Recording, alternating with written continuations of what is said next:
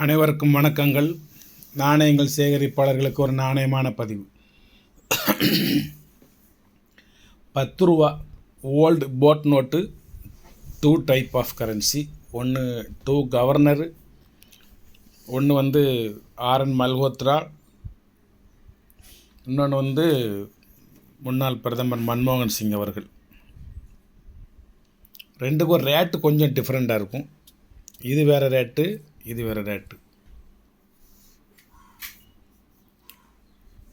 இதுலேயே உங்களுக்கு ஒரு 1 ரூபாயும் மன்மோகன் சிங்கி எடுத்து வச்சுருக்கேன். இது ஒரு தாள் 40 ரூபா. இது 90 ரூபா ஒரு தாள். இது 110 ரூபா ஒரு தாள். ஒரு கட்டு 10,000 ரூபா. ஒரு தாள் விற்றா 10 ரூபா லாபம் இருக்கும். யூஎன்சிங்கிறதுல சந்தேகம் வேண்டாம். 100% யூஎன்சி. D0 ப்ரீஃபிக்ஸு 77 34 21 22 23 24 25 26 27 28 29 30 வரைக்கும் வச்சுருக்கேன். 31லேருந்து வேணுமா இருந்தாலும் வாங்கிக்கலாம் நீங்கள். இது ஒரு பண்டல். இதில் இடையில இதில் ஒரு எரர் கரன்சிலாம் இருக்குது. நான் அதுக்கெலாம் தனி ரேட்டு சொல்லலை. அது நான் எடுத்து தள்ளியாக விற்று அந்த செட்டு அம்பா போகணும் அப்படின்னு உள்ளே வச்சுட்டேன். ஆனால் எரருங்கிறது எனக்கு தெரியும். 24 34 24 34 34 ஒன்றுமே அங்கே இருக்குது. வேறு கவர்னர். இதில் கீழே பார்டர் பெருசாக இருக்கும், மேலே இத்தினூண்டு இருக்கும். எரர். இன்னொரு தாளை நார்மலாக எடுத்து பாருங்கள். கீழே மேலேயும் சேஃபாக இருக்கும். இந்த சைடு சேஃபாக இருக்கும், இந்த சைடு சேஃபாக இருக்கும். இதில் கீழே நிறைய ஒயிட் இருக்கும், மேலே ஒயிட்டு ரொம்ப கம்மியாக இருக்கும். இது ஒரு எரர் கட்டிங் கரன்சி, ஒரு எரர் கட்டிங் கரன்சி. இதுக்குன்னு தனி ரேட்லாம் கிடையாது. தனியாக வாங்கினீங்கன்னா இதில் 400 500 இந்த ஒரு தாளுக்கு மட்டும் கொடுக்கணும் நீங்கள். இதையும் சேர்த்து எல்லாமே உங்களுக்கு 90 ரூபா தான். இந்த 10 தாள் அப்படி நீங்கள் வாங்கிக்கிட்டிங்கன்னா போஸ்டல் செலவோட சேர்த்து 1000 ரூபா ஆயிரும். ஆனால் யூஎன்சிங்கில் நீங்கள் சந்தேகப்பட வேண்டாம். இன்னும் மடக்கலாம் இல்லை, கெட்டிலேருந்து அப்படி இப்போ தான் எடுத்து வச்சுருக்கேன். அதுக்கடுத்து மன்மோகன் சிங். கொஞ்சம் ரேராக இருக்குது, கிடைக்க மாட்டுக்கு. எல்லோரும் உதிரியாக இருந்தால் வாங்க மாட்டாங்க, பண்டலாக இருந்தால் தான் வாங்குவாங்க. நான் பண்டலாக வாங்கிட்டு அதை உதிரியாக மாற்றுவேன். இது ஃபுல்லாக ஃபேன்சி நம்பர் உங்களுக்கு. இது இன்செட்டு G6 ப்ரீஃபிக்ஸு 08 33 31 31 32. அதுக்கடுத்து 33 இது ஃபேன்சி நம்பர் உங்களுக்கு. 33 34 ஃபேன்சி நம்பரு. 33 35 33 36 33 37 33 38 33 39 33 40. 10 தாள் மட்டும் வச்சுருக்கேன். 110 ரூபா ஒரு தாளோட ரேட்டு. இதுலேயும் நான் சொல்லிக்கிறது, இது யூஎன்சிங்கிறதுல நீங்கள் சந்தேகப்பட வேண்டாம். 100% யூஎன்சி. ஃபுல் கட்டணும்னா இந்த இருக்குது, வாங்கிக்கோங்க. பின்னால் போட் நோட்டு, பிளாக் நோட்டு ஈஸியாக கிடைக்கும் உங்களுக்கு. யூஎன்சி கிடைக்காது. இந்த மாதிரி சீரியல் பிரகாரம் கிடைக்காது. கொஞ்சம் ரேட்டு காஸ்ட்லி தான். இருந்தாலும் நான் இந்த விலை கொடுத்து வாங்குகிறேன். யூஎன்சி கொடுக்கணும் அப்படிங்கிறதுக்காண்டி வாங்குகிறேன். யூஸ்டு கண்டிஷன் என்கிட்ட இருக்குது. வெறும் 60 ரூபா 70 ரூபா 80 ரூபா 50 ரூபா இப்படிலாம் கொடுத்துருவேன். யூஸ்டு கண்டிஷன் கண்டிஷனை பொறுத்து ரேட்டு கூடும் குறையும். இதே மன்மோகன் சிங் ஒரு நண்பர் 80 ரூபான்னு கொடுக்காங்க சார், நீங்கள் என்ன சார் 110 ரூபாய்ங்க அப்படிங்கன்னா, இது மாதிரி 10 தாள் வரிசைக்கு வாங்கணும். வாங்கினா 80 ரூபான்னு கொடுக்க மாட்டார். யூஸ்டு தாள் கிடைக்கும்ல, அது 30 ரூபா 40 ரூபான்னு வாங்கி 80 ரூபான்னு கொடுப்பாங்க. இது உங்களுக்கு 100% யூஎன்சி கரன்சி கொடுக்கணும்னு ஆசைப்பட்டேன். அதனால் ரெடி பண்ணி வச்சுருக்கேன். வேணுங்காங்க வாங்கிக்கோங்க. Very rare. UNC very rare. ஒரு கெட்டாக வாங்கிடலாம், உதிர்த்தாள் ஒன்றா வாங்கிடலாம். இந்த மாதிரி ஒரு 10 தாள் கிடைக்கிறது கஷ்டம். நான் ஏற்கனவே உங்கள்கிட்ட சொன்ன மாதிரி தான், விலை மதிக்க முடியாத பொருட்களை விலை குறைவாக கொடுத்தால் யாரும் வாங்காதீங்க. அது போலி நாணயங்கள், போலி கரன்சிகள், கலர் ஜெராக்ஸுகள் உங்களை அனுப்பிச்சி விட்ருவாங்க.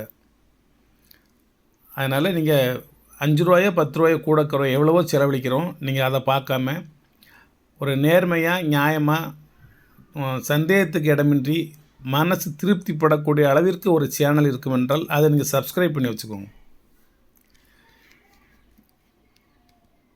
நான் என்னுடைய சப்ஸ்கிரைபர்ஸ்க்கெலாம் சொல்கிற விவரம் அதுதான். இப்போ எனக்கு இது வரைக்கும் ஒரு 4 வருஷம் இருக்கும். ஒரே ஒரு நண்பருக்கு மட்டும் இப்போ கொஞ்சம் தடமாறி இருக்குது. நான் அனுப்பிச்சிட்டேன் காசு. ஆனால் அதை அவருக்கு அனுப்பிச்சேன்னா யாருக்கு அனுப்பிச்சனான்னு தெரியாமல் அட்ரஸ் மாதிரி போயிடுச்சு. அட்ரஸ் மாதிரி போனவர் அட்ரஸ் மாதிரி எனக்கு வந்துருச்சுன்னு சொல்லி அதில் ஃப்ரம் அட்ரஸ் ஏன் அட்ரஸ் இருக்குது திருப்பி தரப்போகிறாரா அது இல்லை. ஆனால் இவருக்கு உரிய பதிலை நான் சொல்லி ஆகணும்.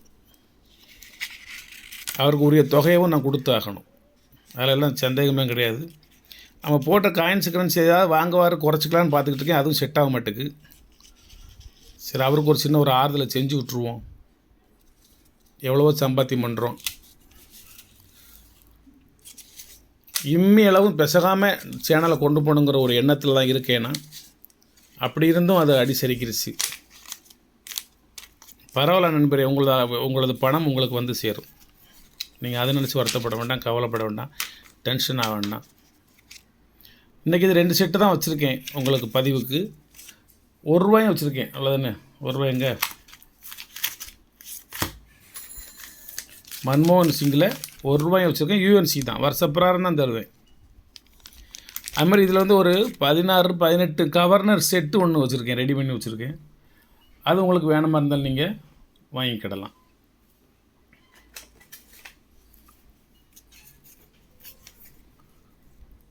₹10 வந்து அதாவது லோ சீரியல் 601 ஆரம்பிக்கும். ஒரு தாள் ₹40, 601, 602, 603, 607 10 தாள் வாங்கிட்டீங்கன்னா நீங்கள் 400 கொடுக்கணும். 666 ஒரு இடத்துல வரும் பாருங்க, அதை மட்டும் கொடுங்க சார் அப்படின்னு சொல்லி குறிப்பிட்டு கேட்டிங்க அப்படின்னா அது கூட ₹100 கொடுக்கணும், அவ்வளோதான், வேறு ஒன்றும் இல்லை. அதை நான் எடுத்துருப்பேன், எல்லாத்தையும் எடுத்து என்னுடைய கலெக்ஷனாக வச்சுருப்பேன். அதை இந்த இருக்கு பாருங்க, பியூர் 666. இது உள்ள ஒரு 10 தாள் கொடுங்க சார் அப்படின்னா கூட கொஞ்சம் ரேட் ஆகும். கடைசி தாள் கேட்டாலும் கூட ஒரு ₹100 ஆகும். பெரிய 1 லட்சம் 2 லட்சமாக கேட்க போகிறோம், அது கிடையாது.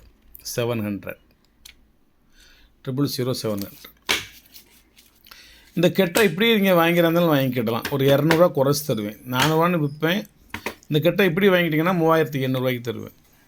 லோ சீரியல் நம்பர் விலை நம்ம வாங்குறது நிறைய விலை.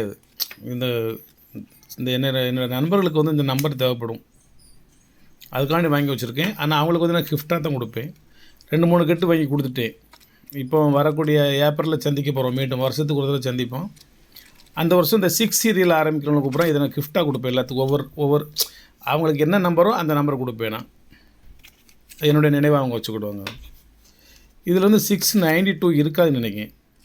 அந்த ஒரு நண்பருக்காண்டி, தஞ்சாவூர் திருவாரூர் நண்பருக்காண்டி அவருடைய நம்பர் வந்து 692 அது இருக்காதுன்னு நினைக்கேன். நான் எடுத்து கொடுத்துட்டோம்னு நினைக்கிறேன். இந்த செக் பண்ணட்டுமா? 392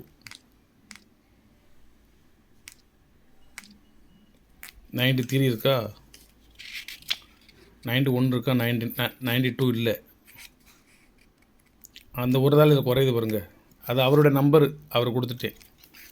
இதுமாரி இந்த நம்பரு கார் நம்பராக இருக்கலாம். சில பணிபுரியக்கூடிய இந்த சீருடை பணியாளர்கள் தேர்வுக்குழு ஆணையத்தின்படி பணியாற்றக்கூடிய நண்பர்களுக்கெல்லாம் நம்பர் கொடுப்பாங்க, அது மாதிரியாக இருக்கலாம். வணக்கம், வாழ்த்துக்கள். சப்ஸ்கிரைப் பண்ணுங்கள், ஷேர் பண்ணுங்கள், லைக் பண்ணுங்கள், கமெண்ட் பண்ணுங்கள். அடுத்த பதிவில் சந்திக்கிறேன். நிறைய விஷயங்கள் பேசுவோம். நாணயங்கள் சம்மந்தமாக பேசுவோம், நாணயத்தோடு பேசுவோம், நயத்தோடு பேசுவோம். நிறைய விஷயங்கள் இருக்குது. நாணயங்கள்னு இருக்குது, கரன்சிகள்னு இருக்குது. இதில் வந்து மைக்ரோ அப்படின்னா என்னது, கூர் நோக்குதல், அப்சர்வேஷன், உற்று நோக்குதல், அது மாதிரி சில விஷயங்கள் இதில் கூர் நோக்கி பார்த்தீங்க அப்படின்னா இது ஒரு படிப்பு. இதுக்கு பேர் நியூமெஸ்மெட்டிக்ஸ் அண்ட் பிலாட்டலிக்ஸுங்கிற ஒரு படிப்பு. இது நாணயவியல் தமிழில் சொல்லலாம், அழகாக நாணயவியல்னு சொல்லலாம். அதுமாதிரி நாணயங்களை பற்றி படிக்கணும்னா பெரிய கலை, மிகப்பெரிய கலை, கடல் மாதிரி உள்ள கலை. அணுவாக ரசித்து படிக்கலாம். அவ்வளோ விவரங்கள் இதில் இருக்குது. Metal variety, die variety, mistake of காயின்ஸே 100 வெரைட்டிஸ்க்கு மேலே இருக்குது. அதனோட மெட்டல் வெரைட்டி இருக்குது, ஓஎம்எஸ் இருக்குது, அது மாதிரி டை வெரைட்டிஸ் இருக்குது, ரேர் காயின்ஸ் இருக்குது, லக்கி எரர் இருக்குது, பிளஞ்ச் எரர் இருக்குது, கிராக் எரர் இருக்குது. ஏகப்பட்ட விஷயங்கள் இல்லை, நீங்கள் படிக்கலாம். இதெல்லாம் சேர்த்து என்ன சார் செய்ய போகிறோம்? ஒன்றும் செய்ய போகிறதில்ல. இது ஏன் சேர்க்கணும் சார்? சேர்க்க வேண்டிய அவசியமும் இல்லை. அப்புறம் ஏன் சார் சேர்க்குறாங்க, அவ்வளோதான். ஒருத்தவங்க மேலே உன்னை நான் விரும்புகிறேன். என்ன எதுக்கு நீ விரும்புகிற? தெரியலை, விரும்புகிறேன். என்கிட்ட என்ன விஷயம் உனக்கு பிடிச்சிருக்கு நீ என்னை விரும்புகிற? தெரியலை எனக்கு. அப்புறம் எதுக்குடா என்னை விரும்புகிறேன்னு சொல்லுது? நான் விரும்புகிறேன். அந்த கதை தான் இந்த நியூமிஸ்மெட்டிக்ஸ் அண்ட் பிலாட்டலிக்ஸ் சொசைட்டியும். என்ன நிறைய காயின் கலெக்ட் பண்ணுறீங்களா? பண்ணி என்ன செய்ய போகிறீங்க? தெரியலை, பண்ணிக்கிட்டு இருக்கேன். இல்லை, இதனால் உங்களுக்கு என்ன பலன் இருக்குமா பலன் இல்லைன்னு தெரியாது, ஆனால் பண்ணிக்கிட்டு இருக்கேன். ஏன் சேர்க்குறீங்க? தெரியாது. இதை வச்சுட்டு என்ன செய்ய போகிறீங்க? தெரியாது. நிறைய பேர் என்கிட்ட கேட்குற கேள்வி தான். எதுக்கு இவ்வளோ சேர்த்து வச்சுருக்கீங்க? தெரியாது, ஆனால் சேர்த்து வச்சுருக்கேன். அது மேலே ஒரு போதை, ஒரு அடிக்ட்டு. நாணயங்கள் சேகரிப்பதிலையும் கரன்சிகள் சேகரிப்பதிலும் ஒரு ஆர்வம். அதாவது என்னை நான் சுய கட்டுப்பாட்டின் மூலமாக கட்டுப்படுத்துவதற்காக நான் ஏற்படுத்தி கொண்ட ஒரு பொழுதுபோக்கு அம்சம் இது. எனது பொழுதுபோக்கு என்ற காரணத்தினால் பிறருடைய டயத்தை வேஸ்ட் பண்ணாமல், பிறருக்கு தொந்தரவு பண்ணாமல், பிறருக்கு பல சங்கடங்களை கொடுக்காமல் நான் விலகி செல்வதற்கு ஒரு வாய்ப்பு இது. பொழுதுபோக்குன்னு சொல்லி ஏதாவது காலேஜ் வாசலில் போய் நிற்கிறது, டைமே பாஸ் ஆக மாட்டேங்குன்னு சொல்லி தம் அடிக்கிறது, நேரமே போக மாட்டேங்குன்னு சொல்லி சீட்டு விளையாடுறது, ரம்மி விளையாடுறது, வெட்டு விளையாடுறது, மங்காத்தா விளையாட்டு விளையாடுறது, அப்புறம் நிறைய பழக்க வழக்கங்கள், தீய பழக்க வழக்கங்களுக்கு ஆட்படுறது, சினிமாவுக்கு புறம்பட்டு போகிறது, பைக்கில் ரேஸ் போகிறது, ஃப்ரெண்ட்ஸில் கூட்டி எங்கேயாவது குளிக்க புறம்பட்டு போய் வலிக்கு விழுந்து கையை கால் உடைச்சிட்டு வர்றது. இந்த மாதிரி பொழுதுபோக்கு என்ற பெயரில் தன்னை தானே வீழ்த்தி கொள்வதும் பிறருடைய வாழ்க்கையை சரிய வைப்பதும் இல்லாமல் தன்னைத்தானே ஒரு கட்டுப்பாடுடன் காப்பாற்றிக் கொள்வதற்காக இந்த பொழுதுபோக்கு ஒரு பயனுள்ள வகையில் உள்ள ஒரு பொழுதுபோக்கு. நிறைய அறிவு கிடைக்கும், நிறைய நீங்கள் ஒரு நல்லதொரு மனிதனாக வாழ்வீங்க, ஒரு பொக்கிஷமான ஒரு மனிதனாக வாழ்வீங்க. பழைய காலத்து ஒரு பொருட்களை நீங்கள் சேகரித்து ஆரம்பிக்க விட்டால், பழைய காலத்தில் உள்ள ஒரு சில பொருட்களை நீங்கள் சேகரிக்க ஆரம்பித்து விட்டால், பழைய காலத்து மனிதர்களை நீங்கள் மதிக்க ஆரம்பித்து விடுவீர்கள். ஒரு 100 வருஷத்துக்கு முந்தியுள்ள நாணயம்னாட்டே இது 100 வருஷத்துக்கு முந்தி உள்ளடா அப்படின்னு நீங்கள் நினச்சிங்கன்னா, ஒரு 80 வயசுக்கு முந்தியுள்ள ஒரு பாட்டி தாத்தாவையை இவங்களாம் 80 வயசு வாழ்ந்துருக்காங்களா, எப்படி வாழ்ந்துருப்பாங்க அப்படின்னு சொல்லி அவங்களுடைய அருமை உங்களுக்கு தெரிந்து விட்டால், நீங்கள் அநாதை இல்லங்களில் கொண்டு போய் சேர்க்க மாட்டீர்கள், முதியோர் இல்லங்களில் கொண்டு போய் சேர்க்க மாட்டீர்கள், பராமரிக்காமல் கைவிட மாட்டீர்கள். அவர்களை பேணி பாதுகாப்பதற்கு இந்த பழங்கால நாணயங்களை சேகரிப்பது ஒரு முக்கிய கடமையாக நீங்கள் ஆற்ற வேண்டும். இதை ஒரு பிஸ்னஸ் அப்படின்னு நீங்கள் ஆரம்பிக்கவே கூடாது. உங்களுடைய ஹாப்பி, அதாவது உங்களுடைய பொழுதுபோக்காக இன்றைக்கி ஆரம்பிக்க வேண்டும். ஒரு காலத்தில் உங்களுக்கு நிச்சயமாக இது பல மடங்கு 100 மடங்கு கை கொடுக்கும் என்பதில் எந்த விதமான சந்தேகமும் இல்லை. நான் சொல்வது நிதர்சனமான 100% உண்மை. வாழ்த்துக்கள்.